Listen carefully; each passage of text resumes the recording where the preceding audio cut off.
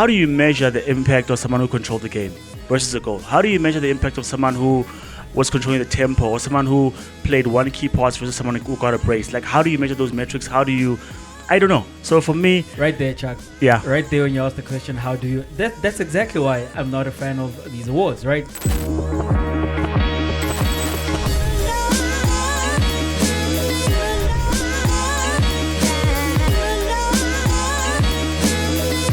Welcome to yet another episode of Tour Front. My name is Jay, and as always, I'm joined by Chuck. How you doing? Man, I'm good. They're good sporting results, but UFC had me shook. But yeah, we'll get into that.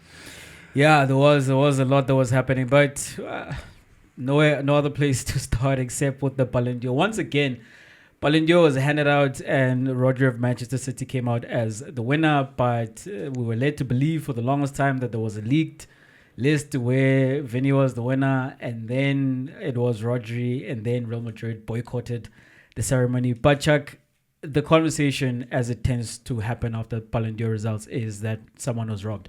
Was Vinny robbed, and did Rodri deserve the Ballon d'Or?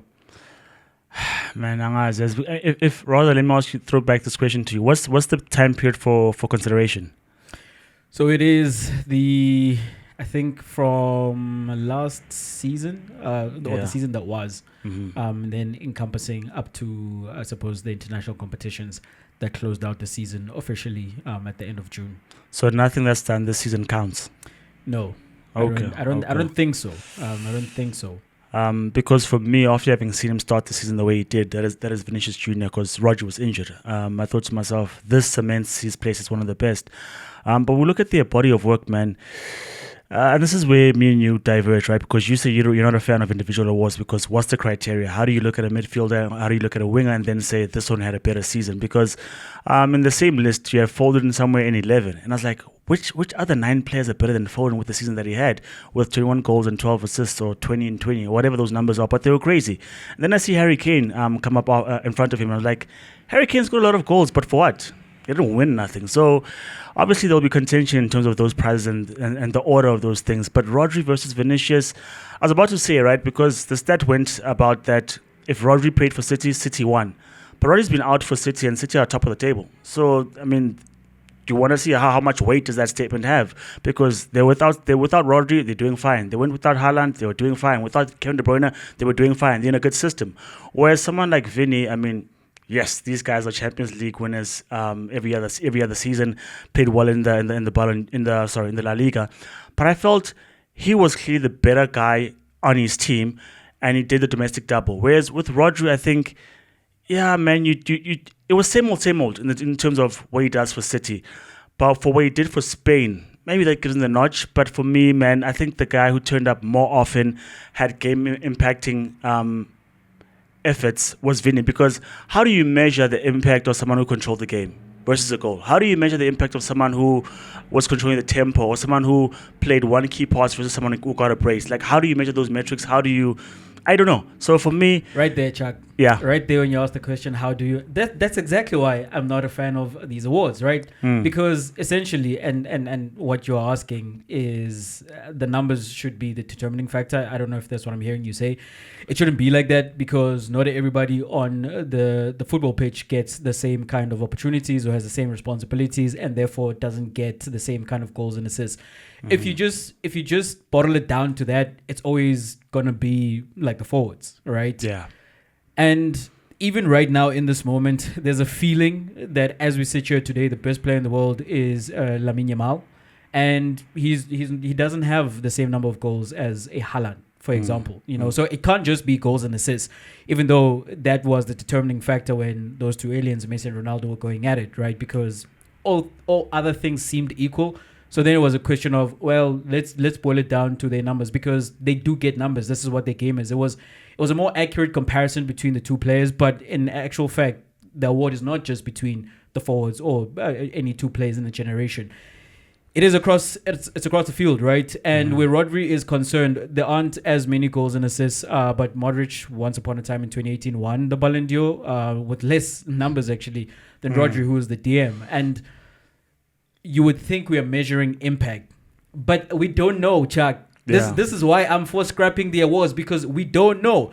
Like, do I think Vinny was robbed? No, I don't think Vinny was robbed. I think it's rare to have, quote unquote, a robbery where this award is concerned. It's opinion at the end of the day, right? True. You might feel Vinny, I might feel Rodri, or I might feel Vinny, you might feel Rodri, or you feel Foden is too far down the list. And I think about that and I'm thinking to myself, well, if Rodri wins because of what he did for City and Spain, who won the Euros, right? Spain defeated England in those Euros, but the caveat probably would be that Rodri was the player of that tournament and he was vital to what Spain did, but in the final, not as much. Whereas the team that they beat in the final was England, and who was one of their players? Foden. Did he have as good a tournament as Rodri? No, he didn't, but he was part of the team that went to the final. So if he then is the player who was awarded like the Premier League Player of the Season, in the same league that Rodri plays in the same team that Rodri plays in, should he be done in 11th, right? Yeah. That doesn't really make much sense. But then, Chuck, you have a situation where Modric won from a similar situation, where his Real Madrid team won the Champions League, and then his Croatia team went to the final. Did not win the final, but went to the final. But then you go back to that Real Madrid. Like, was he really the best player on that Real Madrid team? It was Cristiano Ronaldo. I want to say two things, right? Where there was a robbery is Ronald Williams. He should have won it. Yes, I don't want to hear other things. That was a robbery. Right there, like that was Ronald Williams' award. Like we can agree on that one. But in terms of the Ballon d'Or, for me, Chuck, I don't know. Because as I'm saying, if I go back through history, is it the best player? Period.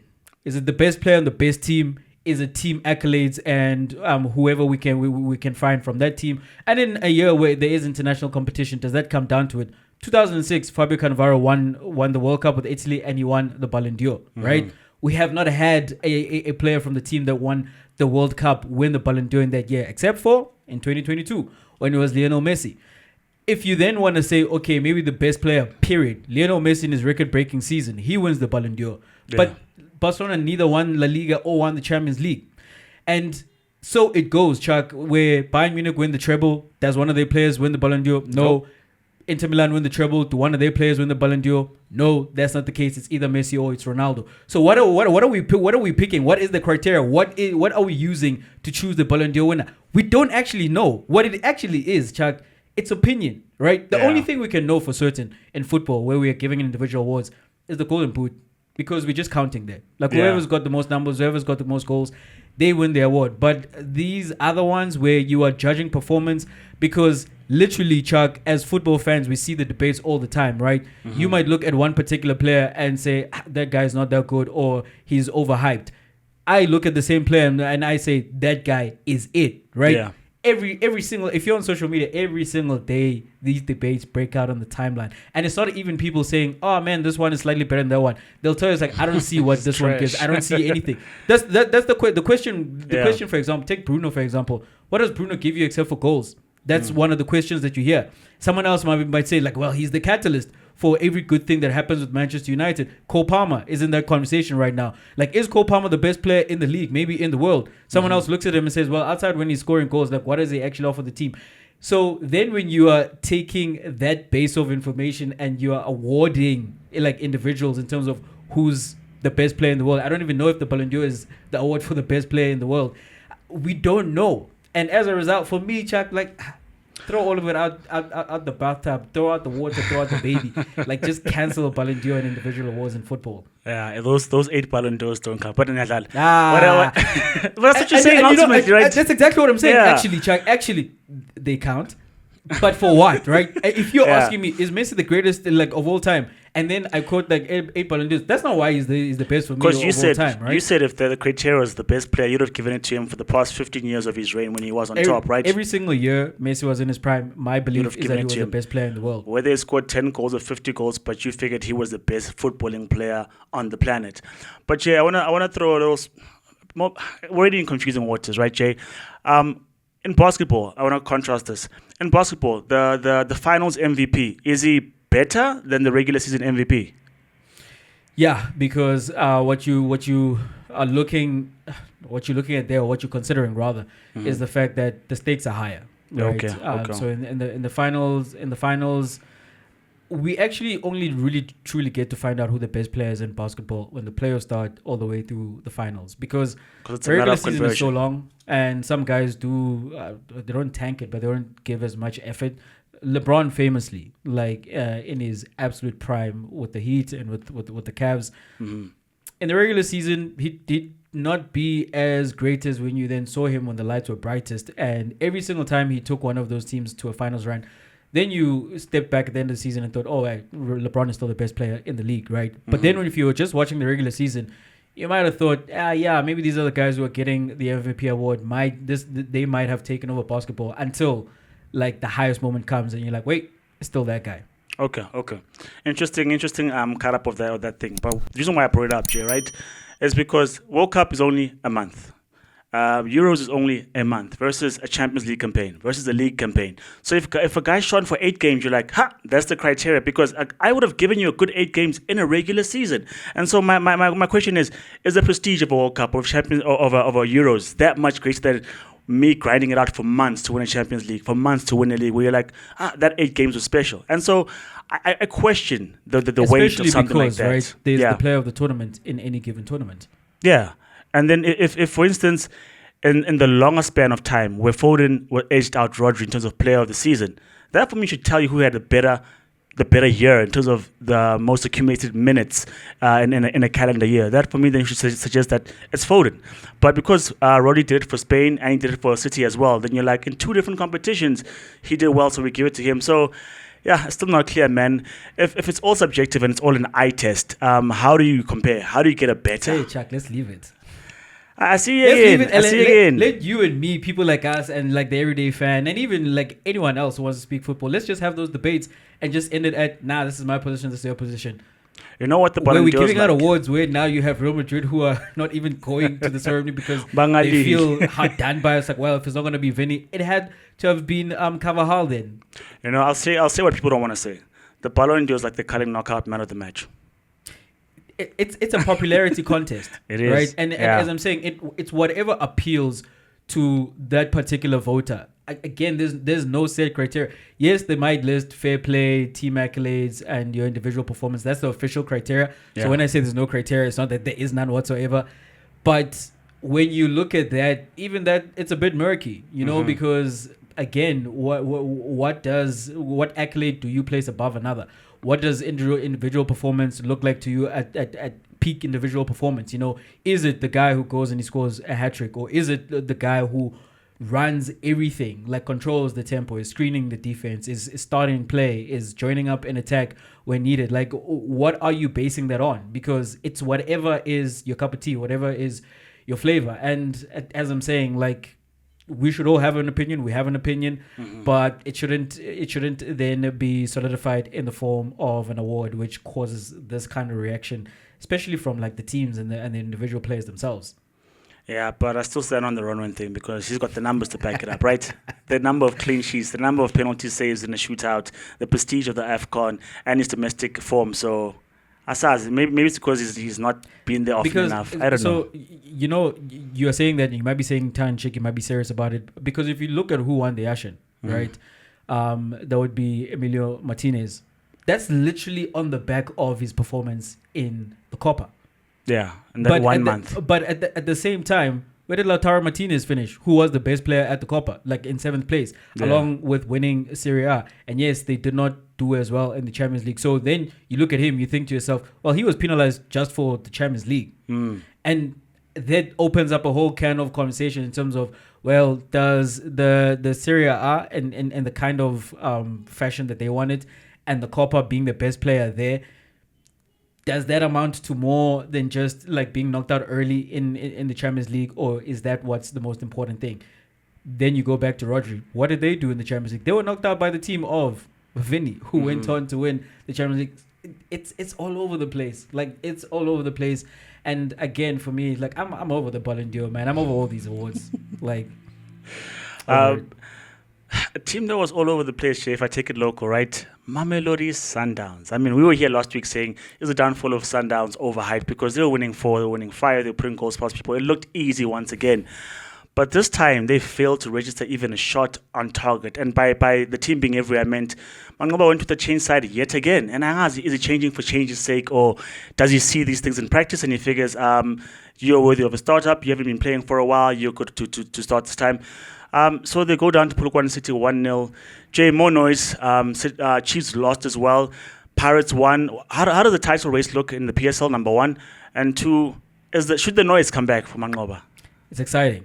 If you're asking me about the title race is exciting right now. When last did we have a situation whereby there's one team who've won all the games to begin the season, and that is not Mamelodi Sundowns? Yeah. And Sundowns suffer a loss. And there's a feeling that, you're losing ground. For Mamelodi Sundowns, the 7-time defending PSL champions, it's exciting, Chuck. And I think this is what the South African football-loving public have been crying out for. Maybe except for the supporters of Sundowns themselves, right? Where there is jeopardy and feels like there is jeopardy. This was the thought, maybe, that, with Rulani gone and the changes in the backroom stuff, what is maybe going to happen is Sundowns are going to take a step down from the 73 points. And I believe that's what needed to happen in order for Sundowns to be challenged for the title. Because if Sundowns are going to put up 70 points again, I don't think there's anybody else who's then going to put up 71. So what you were hoping for is that they regress back to the pack, and then someone from the pack or a couple of teams from the pack, they then go a little further than what they did in the case of Orlando Pirates, beyond how many points did Pirates finish on? 50 something, somewhere in the 50s, right? And you are hoping Pirates can add 5 to 10 points to their total from last season. And so far, so good. And this is what it looks like. You have, at this point at least, a clear title chase, a clear title picture that Pirates are in there, they're on top of the log. Sundowns are there. They just suffered a loss, and it's a bad loss when you think about the fact that they did not manage a shot on target for the first time since 2020, right? And them having a second performance like this, where they're struggling to get goals against this opponent, means that this is not a fluke, because this happened in the MTN8 against Polokwane City. They needed extra time to go on and win that game, but they were struggling to create chances to score goals against this opponent. There's a blueprint now, and other teams can look at that. And now you think to yourself, if more teams can frustrate Sundowns in the way that Polokwane did, and whether it ends up in a draw or you are able to sneak a late winner like Bulelani Nekali did in that game against Sundowns, you can have them, And there's, Chuck, a stripping away of that aura that they're unbeatable. Because a lot of teams, before even stepping on the field of Sundowns, already lost that game, Now when you can take that away and as well at the same time have a challenge in the form of Pirates who just keep producing the results, you start to think to yourself, maybe we might have a change of the guard come end of the season. Maybe, though, because league titles are not won in October. I mean, yeah, that's a fact. League titles are not won in October, right? But also, that's the feeling around things that makes this season look a bit more special, because there's Unkota scoring screamers and the Bucks supporters staying for minutes after the game has ended, and they're applauding just about anyone in a black shirt. They're applauding Riviero, they're applauding Unkota.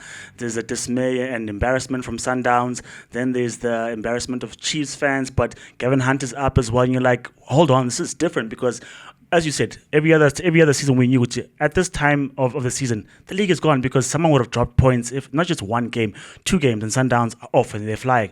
And then they go to the African duties and they come back after 5-6 games, still on top, and they continue on their merry way. But this time it's not like that. So I think this league feels different. This season feels different. But to look at the different squads and what I've seen thus far, right? Pirates play well, but they exert so much energy. Like, I was looking at Maswangai, looking at Mfukeng, Munkota, Talent Mbata, in the 80th minute, still pressing, still running their socks off. I'm like, guys, you can't win the league running like this the entire day. You can as a style, but you need more players to come in. So Ndlondo has to play, or Paseka Marco has to play. Otherwise, you can't replicate this. Ndlondo has to play. I don't know. What I'm saying, with this tempo, Jay, when you run like this, games are won. Yeah. That's why I think you bemoan the number of chances that we missed. Nkota should have gotten his hat-trick, got hold of the pitch, and we would have been 4 up, and then you can switch up the sides and then say, okay, if they score 1 or 2, it's fine, the game's in the bag. But if it's a close game and we're always running, huffing and puffing till 90, our players are going to get worn out.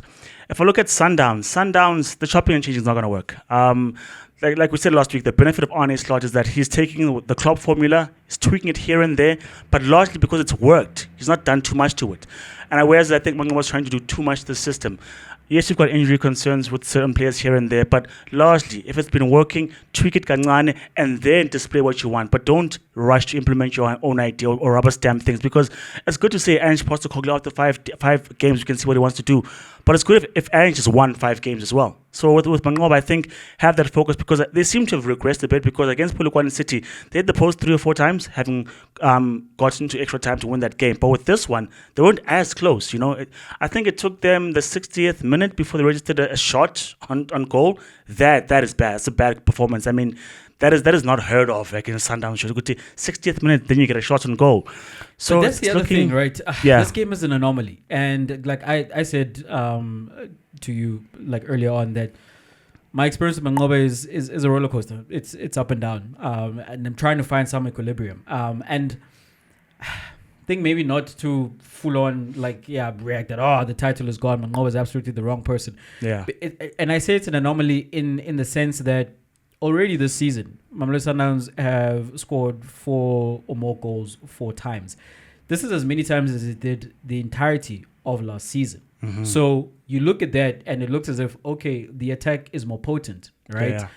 But then you have a game like this. But then you've already had a game like this against this opponent. So then the question is it just this opponent? Mm-hmm. Or as I'm saying, like, is there a blueprint that they've shown to the rest of the league, and are they going to be able... Are they going to play like that against Sundowns? The other thing is you can have the blueprint, but implementing it might be a whole conversation altogether, Because if Sundowns then go on to rattle off the next however many games and they win those games, Kaizer Chiefs is coming up in the Cup, for example, you go to FNP, you win that, whether comfortably or not, and you come back in the league, you win your games, and you go to the Champions League, and you're on a run. Then we're saying, man, that was just a blip, Mm-hmm. But if this continues, then you are absolutely concerned. It's ring the alarms time. But we are finding out about Sundowns in real time, right? As it happens, the Sundowns of Mangoba. Because as I'm saying, on the one hand, there's the narrative where they are more potent, more direct, mm-hmm. and want to score more goals than last season's team. Mangoba himself said that they are more dangerous this season than last season. And then you have a game like this in the midst of that, where it's your poorest offensive performance in 4 years. So where do we place that? And I think until we get a thread of similar performances and results, then it's still a bit up in the air in terms of what do we do with this performance. I don't want to downplay it either, because Sundowns lost their first game last season in May. Yeah, and this is happening now in October. So yeah, Chuck, as I'm saying, I think it's a roller coaster with Sundowns at the moment. They're going to settle into some pattern at some point, and we'll know a little more about them when that does happen. Yeah, it's not a train smash, but it's a cause for concern in terms of you don't want to drop too many points. Because especially because the other team is winning all their games. Yeah, and they look quite good at the moment, because it seems like there was a mental shift for Paris, because at this point, as we know, under Ribeiro, under Ngcigazi, under Michu, they would have dropped points even while playing decent football. But somehow with this one, they figure out let's be patient, let's find other ways, because truth be told, the first 20 minutes, Paris didn't look good. It was up until they scored that goal that they got their momentum, started playing better. But the reason why I raised the point of the loss is that it might raise belief in the opposition, because, as you said, for the most of 2-3 seasons, every time people play against Sundowns, it's a question of how many goals are we going to concede. But if Polokwane City win, then you're starting to think Mangoba's tweaking things, and they're not winning, and they're not as comfortable. Maybe we have a chance, because that's what you want from teams, to fight, So maybe this does open up the race a bit more and makes it entertaining. But I think it's best placed at this point, the way it is. Of course you'd say that, Chuck. Of course you'd say that. Like, no bias whatsoever in that assessment. Like, it's best placed the way it is. We'll see, And the other thing that's going to come into reckoning, it's going to be a factor, is the Champions League is coming up in December, right? And we'll see when Pirates start to travel. And Sundowns have the experience, but again, it's a new coach, but he's been there throughout the campaigns of the Champions League. What's going to happen when they start to travel as well? So there's a fair long way to go in this one, but right here, right now, it's an exciting race, and you know what? This is what we've been asking for, and if this is what we're getting, all for it, Chuck. questionable coaches. Yeah. There are no questions anymore at Old Trafford in terms of will he, won't he. The news came in, Chuck, that Erik ten Hag was sacked. And I mean, I think we can both agree that it was about damn time, right? Yep. My question then is the new coach who comes in, whether it's Amorim or whoever else, what are they coming into? Like, where are we with Manchester United post Ten Hag getting sacked right now? Man, you know what? It seemed, right? Man United looks like a place right now where, regardless of whichever manager you hire, they're going to not perform to their potential. Regardless of which player you sign, they're not going to play as good as they were from the team that you signed them from. But I think with Ten Hag specifically, it got to a point where we were spiraling to a point where you're like, but you're not even helping your own cause because you're not playing this particular player for as long as you're persistent with Anthony. And you're like, but Amad Diallo is there as an option, but he's not playing. Casemiro has been relegated and now you've signed Ugarte, but Ugarte is not playing. And then after having drawn 2 consecutive games in the Europa, you're like, you know what, I know. Let me play Mazraoui in the 10. Mazraoui was playing as a 10. Mazraoui was playing as a 10. Where you've got Christian Eriksen on the pitch. That's what I'm saying. Sometimes you're like, but you're not helping yourself. And then you're like, okay, I know as well. Let me extend Johnny Evans' contract. So there are things where you're like, this is not a Man United or a hoodoo hierarchy culture system. This guy's just not making the right decisions. And when you look at Man United being in 13th or 14th, wherever we are now, you're like, no, it can't continue this way. And then when you have the chance to speak in the media, he says, he does not count the game against Tottenham because there was a red card and then they apologized, but they can't get that game back. He's like, how do you not count it? We didn't get 3 points. The media of making up fairy tales. So there was an era or an aura of delusion about the man at some point in terms of, hey, the house is on fire, Erik. It's not just in the bedroom. Everything is engulfed. Get everyone out. Get the kids out. Make sure everyone's safe. But it did not strike me as that kind of figure. And maybe you need to be cool and calm under pressure, but the moves he was making, man, I think they were quite questionable. But what I will agree on, right, is what Jamie Carragher says, that if there was a time to fire him, it would have been at the beginning of the season, because you don't give the guy money and say, okay, buy the players you want and then fire him. Because now what are we going to do with De Ligt and Xerxes and whoever that he prefers to have? So that's crazy. But to answer your question originally, Jay, I think what Ines have tried to do is give stability. And I think with them having fixed out the hierarchy in terms of director of football and the people who are recruiting and people who are organizing everything above the manager, he should come into a settled situation. And I think right now it's plain. The only direction is up because you're 14th, right? But I think at this point in time, you are now setting the gauntlet not only for the manager but for the players as well. That we are Man United and this is our standard. This is what we want to do. Here's what we want to achieve. So if you're Amorim or someone else, I think you are someone who comes into a high pressure situation, but there's ambition as well. I think there'll be support as well, and I think there has to be patience as well. So I think it's a clean slate. Do it as best as you can. If you can qualify further with what you have in the Europa, great. If you can finish in the top half, or let's say in a European place at the end of the season, great. But it's almost like a free shot because we started badly and the players have not given us too much. Yeah, the time for Ten Hag to leave was after the FA Cup final, and you can see that there's new ownership, right? With Ineos, because once upon a time, Louis van Gaal won the FA Cup final and he was fired. Yeah. So maybe that one is a decision that should have been taken out of their hands and given back to the Glazers, because they know when it's time. And when they've decided, it's like, doesn't matter what you do. Like, thank you. Yeah. But there's the door, because that is a relevant question that you asked. That now that you've gone and you signed this manager's players again, and now this manager is gone, what do you do then? And for example, if Amorim is the one who comes in, now this team has to transform into a back three. That's a whole different system that you have to adjust to. And do Manchester United have the personnel to be able to play that way? Whereas if you get him in June, July, you can get those players and you can get them playing in the system. So what the new manager is coming into for me is chaos. Because, I was thinking about this. When the chat of Ten Hag out started, right? I thought to myself, it's so crazy to me how the last decade we have been here each and every time with each and every single Manchester United manager that has followed Sir Alex. And Chuck, every team goes through a banter period, All right, this happens like especially when you've had like the greatest manager in the club's history or a great manager, one of the better ones in the club's history. It tends to take a dip afterwards, but there is a recovery period, even if it's not quite the absolute best. Where like, and not even just results in terms of the fans loving the manager. If you think about Liverpool, for example, like Liverpool since the 80s have been terrible, and they've been recycling through managers. But then they had a Rafa Benitez, you know, won the Champions League, and they loved Rafa. And then that, like, petered out. And then you eventually come into Brendan Rodgers, and that season with Sturridge as well as Luis Suarez going berserk, they love him, you know, and it's there's a good feeling around the club. That hasn't happened with Manchester United. Yes, you have a Jose Mourinho who won those trophies. I did mention Van Gaal, who also won silverware, right? But you guys have never loved any of these managers. It's always like, so sideways passing, the football is boring, and we want to play more attacking football. And then with Oli, it's like, okay, Oli got us the results in Paris, but then is he really the guy? He doesn't seem like the guy.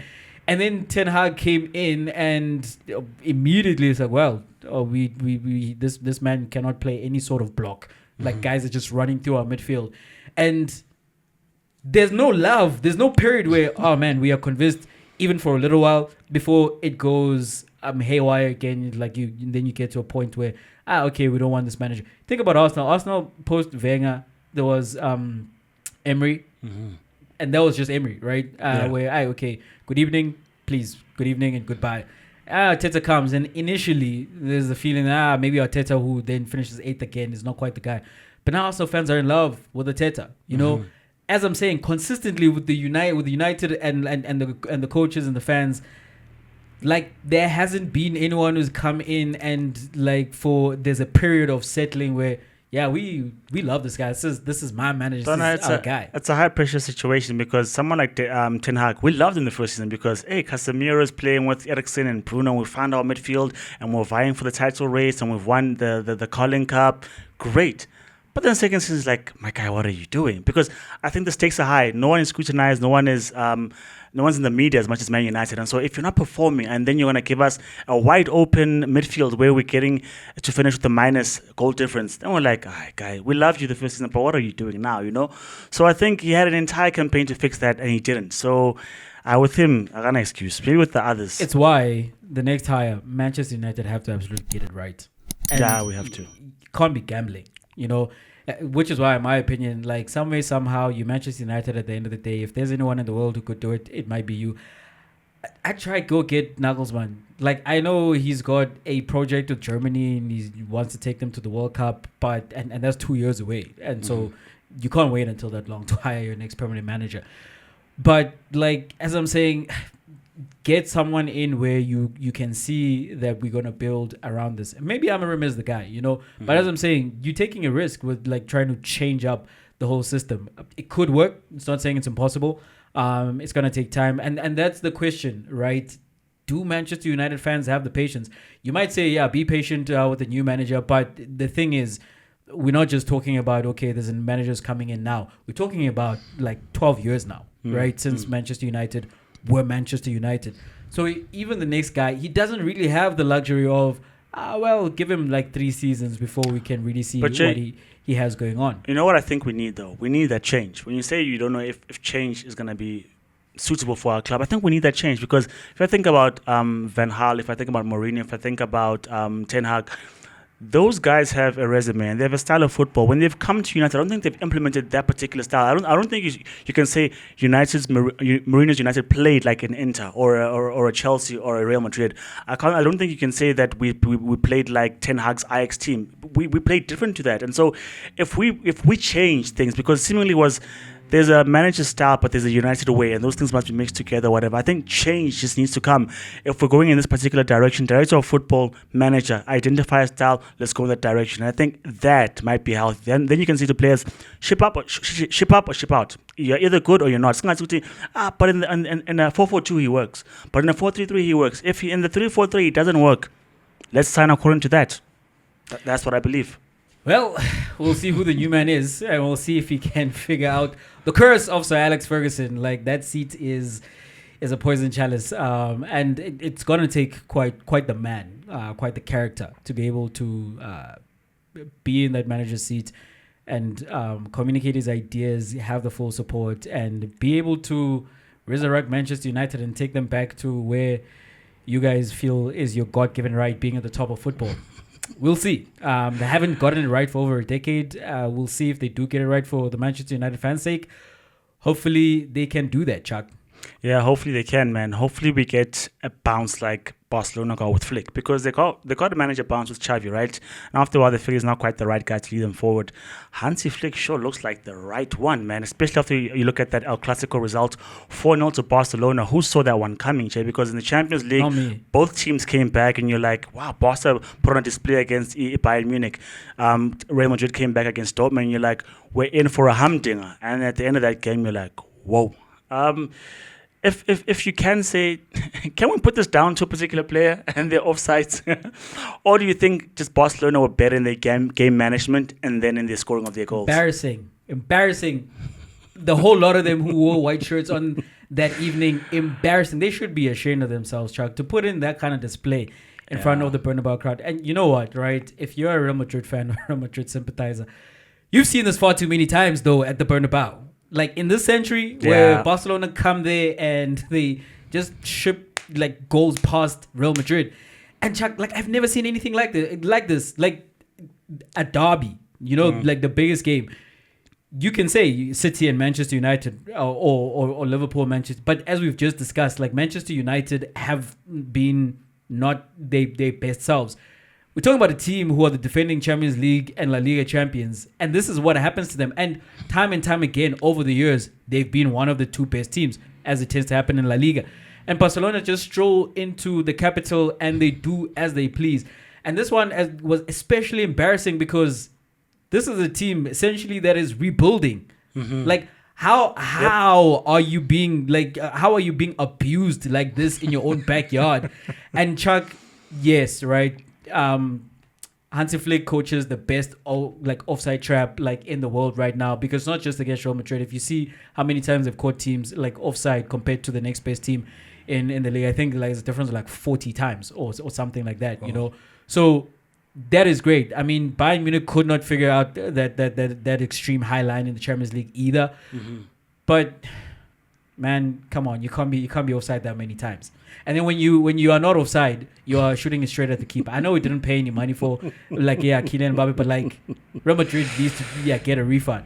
Yeah, that's an overreaction, I know, and I still do think, if I'm being very honest, Kylian Mbappe is gonna come good.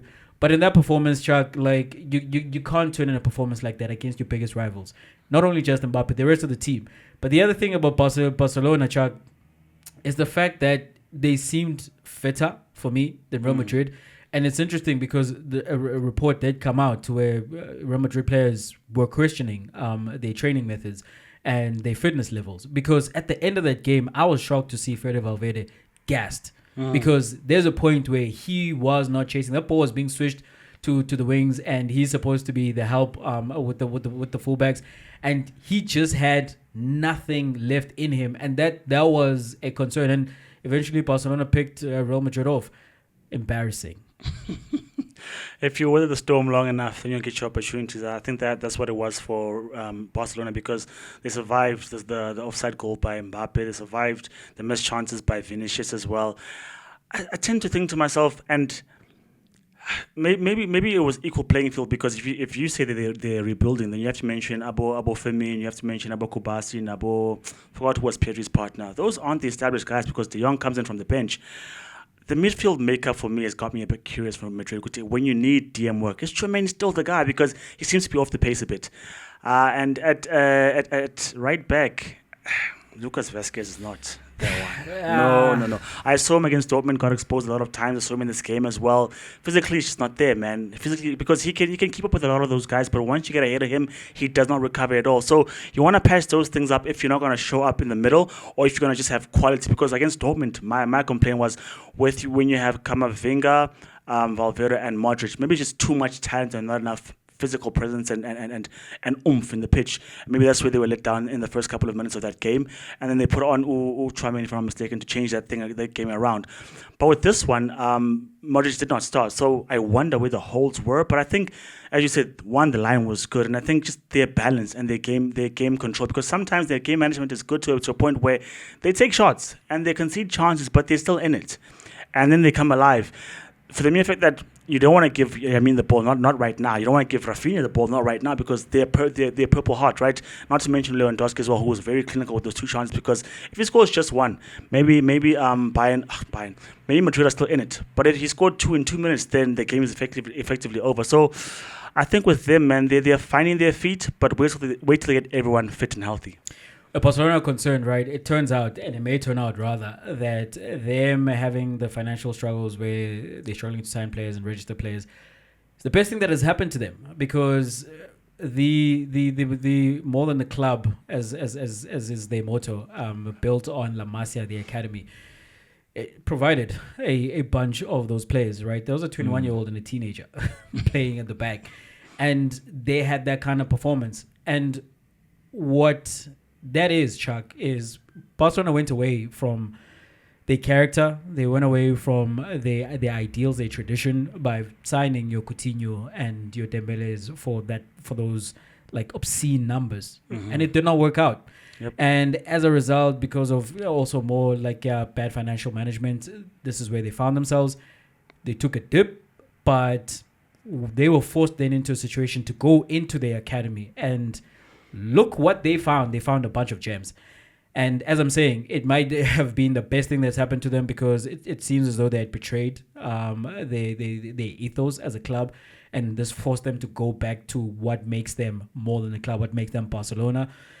And maybe for the next decade, the whole of football is about to pay for that dearly. I hope not, Jay. I hope not. Lastly, Jay, combat stuff, and this is what got me shaken, right? Fortunately, we didn't have to wake up in the early hours this time. The fight was in Saudi Arabia, and so we were able to watch it in reasonably prime time, I guess, primetime television time in South Africa. Main headliner was Ilia Topuria against Max Holloway, and then the co-main event was Hamza Chimaev against Robert Whittaker. Those were two very surprising results in terms of what happened and how things happened.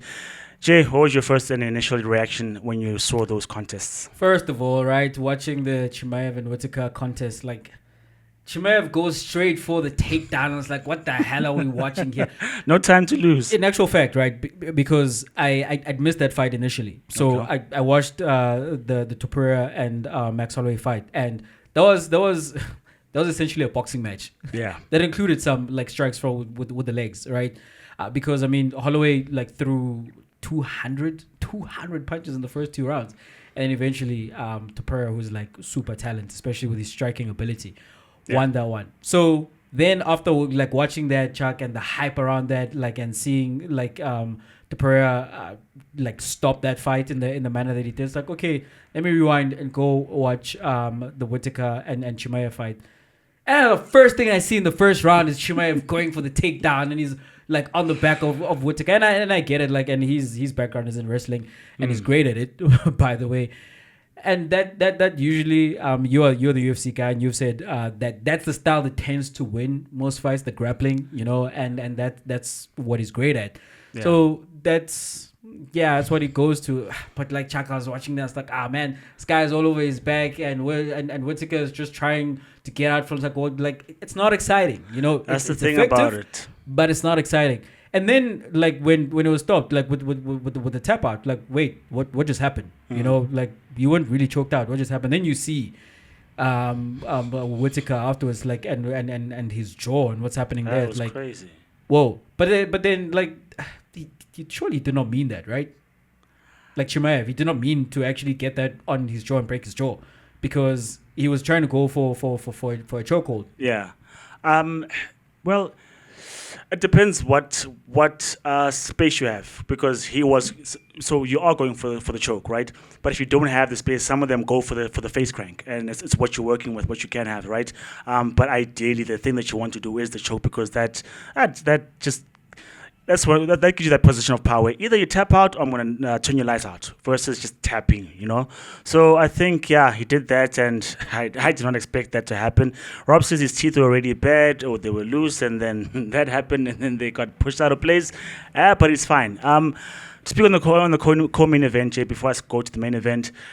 Wrestling is boring, Jay. I do agree with you, but it's such a big weapon in the game, because when Chimaev got onto Robert's back, you saw and you figured quite early that it's not going to change. He's going to roll to his left, going to roll to his right. Nothing's going to change. You're not going to get Chimaev off of you, and that's what I don't like about wrestling. It's almost set in stone. This is how it's going to go out. It's now a matter of time. Is Rob going to? So the questions are: is Rob going to survive the round, or when is the finish going to come? Because if people are that good at wrestling, then it becomes boring.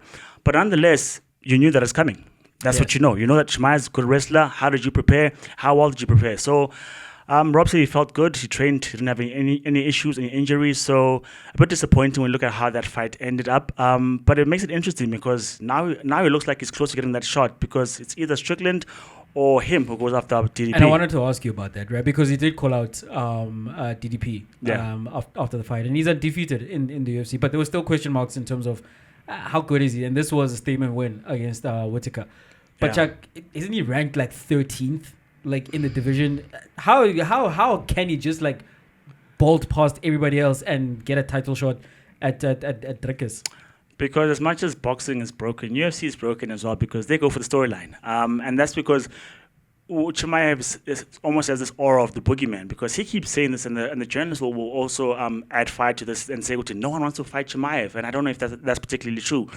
And I don't think it's right for him to get this shot now. I think even if Strickland does win, or even if DDP defends, I think Chimaev has to fight one more time. And the reason why I say this is because he fought Kamaru Usman on short notice, and that fight was close. And that's because Kamaru Usman can wrestle. He fought Gilbert Burns, and that one was close. And we saw Chimaev get rocked a few times. We're like, oh, so this guy is not doesn't have an iron chin. He can be rocked, and that's because Gilbert Burns can wrestle as well. So he didn't have his way with both those guys who are smaller. So what happened to Robert Whittaker took a lot of people by surprise, because they thought, well, yeah, he does ragdoll people, but Robert Whittaker is strong, so he's not going to have his way with Robert. But we were wrong. So I think being the boogeyman, sometimes he can jump the list and jump the queue and become top of the list. But I don't think just yet, because if he does that, I don't think that's fair. But I think it would be interesting to see him in terms of how does he do against DDP and that amount of strength that DDP has, and how that fight plays out. Going to the main fight, Jay, heartbroken, because, man, I'm a Max Holloway guy through and through. I just feel I like the aura, I like the style of fight, I like the kind of person he is.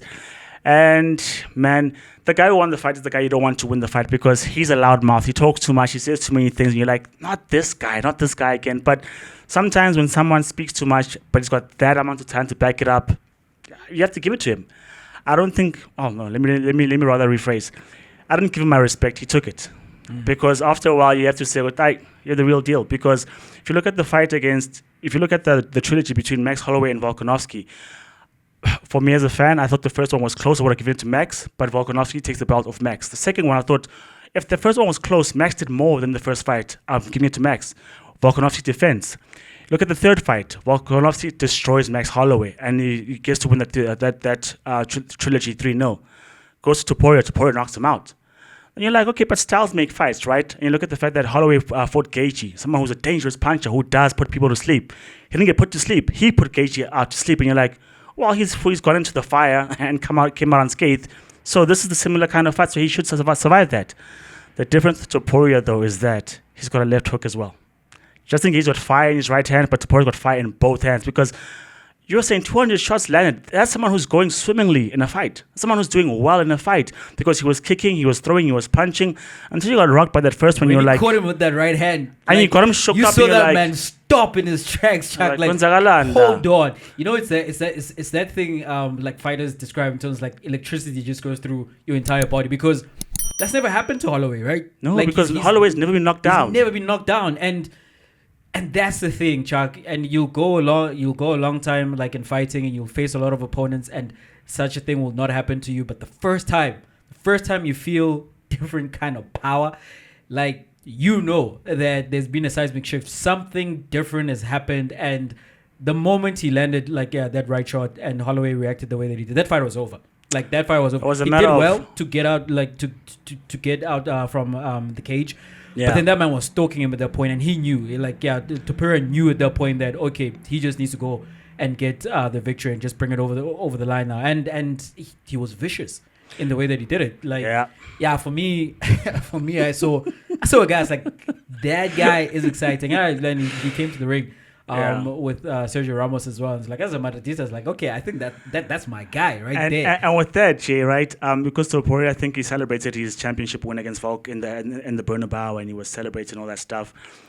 Barcelona gave Max Holloway his own T-shirt, and they made Ilia Topuria aware of that. Hey, when you've got a Madrid T-shirt, you come out with Sergio Ramos. Are you aware that this guy's got a Barca T-shirt? And they're like, oh, because of that, it makes it more. It adds more fuel to the fire. But I think, he's a special talent, Jay, and sometimes you don't know because you haven't watched the guy long enough. And peep this, Jay. He came into the UFC being said to be a very good grappler. But the fact that he's putting up his boxing and that's what's winning him fights, then you're like, okay, this guy's properly special. And I mean, kudos to Max because he made a fight of it, Jay, because after getting rocked in that second round, he didn't run away because he figured, well, I can't run away for the rest of the fight. At some point, I have to answer with something heavy so that this guy can respect me as well. But Topuria took it, ate it. He was getting hit himself, but he's got a good chin on himself as well. But the power, man, is the equalizer. Max said he was doing good up until he saw himself looking up. What just happened? And the size to power ratio with Ilia is mad. Like it's special. He's really a special fighter. And I found myself thinking, man, this man is the legend killer because he did that to Volkanovski and he's now done that to Max Holloway.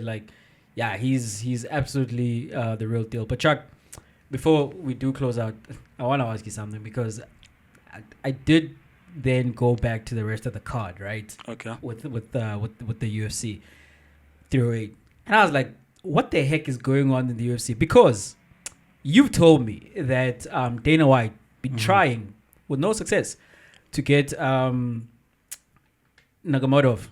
out of retirement. Yeah, Habib. Mm-hmm. So he can't get Khabib, and then I'm watching that, Chuck. There's Chimaev. Yeah. There's Makachev, there's Ankalev, and then there's the red-headed version of this person, Magomedov. Chuck, it's the same person.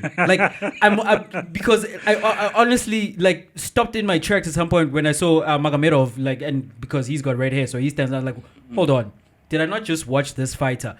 And then when I'm watching the Whittaker fight, I'm like, hold on, is this the guy who's the current champ? What is going on here? Actual regions of Khabib in the UFC, and so many of them. And Chuck, they have the same similar names. They all come from Russia, and they've got the froze and the beard going on. What the heck is going on in the UFC with these regions of Khabib? I'll tell you what's going on. It's a takeover. These guys are here and they're not here to play, Jay, because they're heavy wrestlers. And some of them will say, well, we're happy to strike with you. We're happy to play the game and punch with you. But when the going gets tough and we get wrestling, you can't compete with us. And I don't know what you do in terms of excitement and value for money and drawing fans into, because once these guys come in and they dominate, it's hard to get a boxer to dominate a wrestler, because Conor was amazing. Conor was explosive. Conor was the it up until Khabib came. And we all saw what Khabib did to Conor. So which striker are you going to get to face the wrestlers? Maybe Topuria can stand in the way of Makachev, but you don't have too many outside of that. So the guys are definitely here to take over. The guys are coming from a factory in Siberia somewhere. Because again, I'm like, why do they have similar names and why do they all look alike? And they all look like Khabib. There was one Khabib and now he's just spawned. And they all look dangerous, Shay. Just on the official profile, they all look dangerous. La Zoboya. Yeah, that one absolutely caught me off guard, completely off guard. But we have come to the end of this episode of Two Upfront. Thank you for watching. Thank you for listening. Please continue to support the channel on YouTube. It is Two Upfront. Please like, subscribe, comment, and share our videos. You can listen to the audio podcast on the City of Johannesburg's online radio station, that is Joburg Pulse, every Tuesday and Thursday at 6 p.m. You can also catch up with the audio podcast on Spotify and on Apple Podcasts, and you can interact with us. It is at Two Upfront across all social media platforms. You can find me at J_Mzulu across all social media platforms. And if you're looking for Chuck, he's just on X. It is at Chuck2Up. From Jay, I'm Audi. In a week of shocks or robberies, I don't know, is Rodri's winner robbery? Is it warranted? We just don't know. But congrats to Rodri. Sundowns lost. Clasico, Real Madrid lost. Embarrassing. Ten Hag got sacked. Holloway got knocked out. It's all shocks, but it was a good sporting weekend. This is Chuck, and I'm out.